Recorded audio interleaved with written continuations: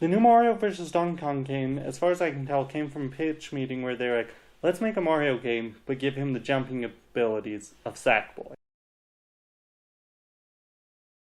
Hello and welcome to Inter Mirifica I, New Mexico, the channel where we look at questions of wonder from the perspectives of faith and reason, philosophy and theology. I'm your host, Daniel Kelly, and today we're talking about the new Mario vs. Donkey Kong game for the Switch. And this can't be a full review like I would want it to be, just because the different demands of Lent. I haven't had as much time as I wanted. I haven't been able to finish it yet. I've been able to play through enough of it that I think I can give good thoughts on it. My son has really been looking forward to this game, and he loves it, and it's been a real fun to play through. Played through more than half of it.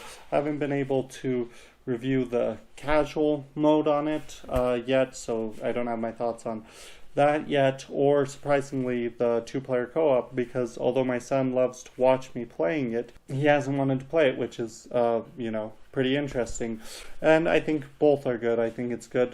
My son's 2 years old, and he to encourage him the games that he wants to play, and I'll give more on games that I think are appropriate for that age level, but also it's surprising the times he just wants to watch. I think that's a really good skill that I found in my teaching, especially. More and more students and different people I've met have trouble giving their attention to somebody else, participating. Someone else is doing the action and you're participating in it. Watching a movie is the easy one, but playing like one-player video game where the other people are participating by watching, or especially I noticed this in the liturgy and the Mass, where people have trouble just giving their attention to what's happening, the reader or the homilist or whatever, because for the homilist, you can't read along with him. You don't have any action, and you just have to participate in his action, and that's the same for a lot of the Math. So I really like it when my son learns the ability of being able to watch and give his participation in something he's not actively engaged in. Bad part is I haven't been able to review the co-op like I wanted to. So Mario vs. Donkey Kong is a remake of an old GBA game. I believe it was Game Boy Advance game that I never got to play, and it's kind of like a sequel to the Donkey Kong and Donkey Kong Jr. arcade games, which I love because I love those arcade games. I remember playing them often at the Dairy Queen that was there when I was younger, and I have very fond memories. And it's basically, they were like, well, we've evolved Mario in all these ways. Let's go back to when he was kind of more like Jumpman. And that's a really cool idea. And then there's also these puzzle elements that they put together. So I was just joking when I said, yes, the pitch meeting was Mario plus Sackboy. It's more like, what if we put the Donkey Kong Mario together with a puzzle game? And it works surprisingly well. So first, I want to look at the Donkey Kong elements. It's like a sequel to Donkey Kong and Donkey Kong Jr. The jumping, the utter inability to fight enemies is there. There's even a weird thing borrowed from Super Mario Bros. 2, which wasn't like a Mario Bros. Where you can pick up enemies, but you jump like Jumpman from the arcade game. The levels are designed like that. You climb up vines and stuff like on Donkey Kong Jr.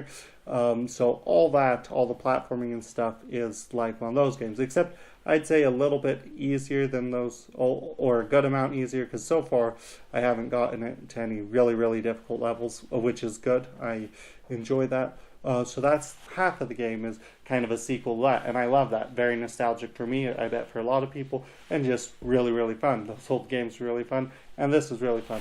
But then there's a part, I'm not big into puzzle games very much, so when this came back out, the original Mario vs. Donkey Kong, I was like, a puzzler, yeah, I'm gonna skip it, and I did skip it.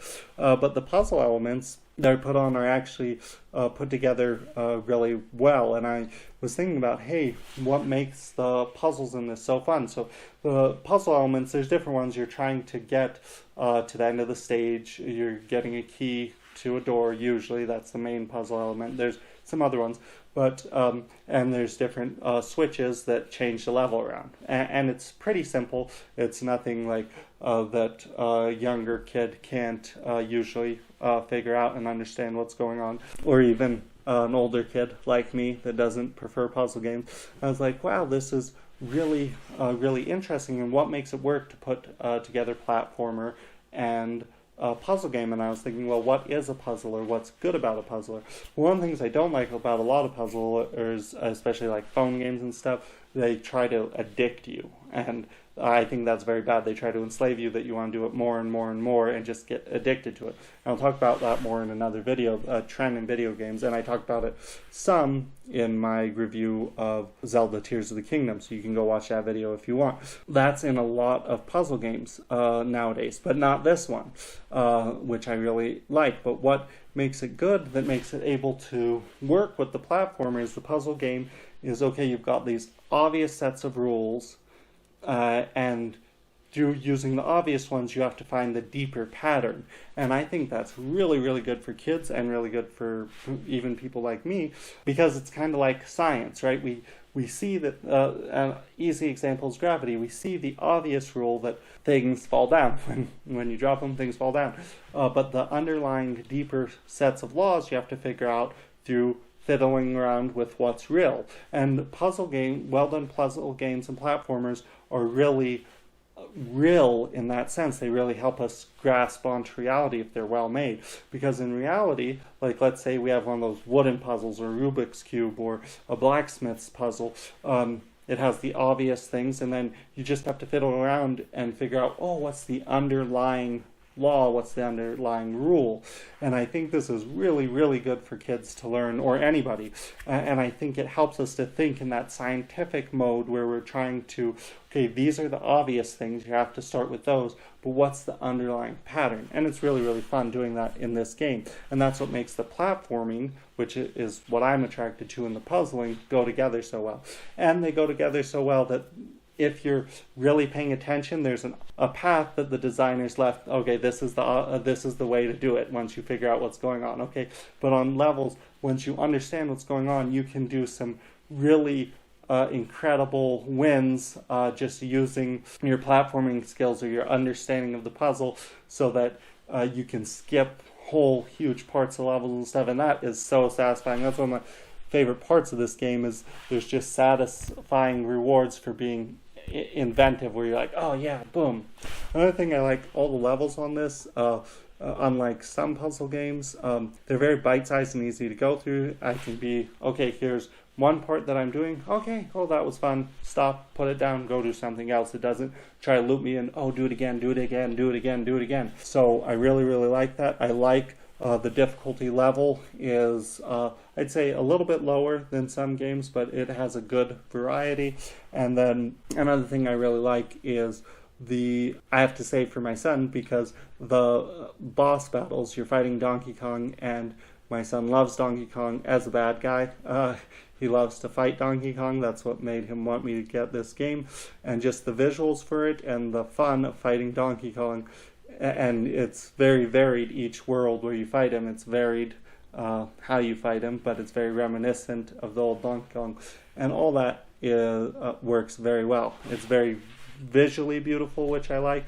And overall, it's just a game that, to most people, if you have the money and want this kind of game, I'd recommend it. That's my bottom line, is I recommend this game. It's a very fun, very enjoyable game that helps you to grow in good and helpful way. I hope that was helpful for you. You have a good day. God bless.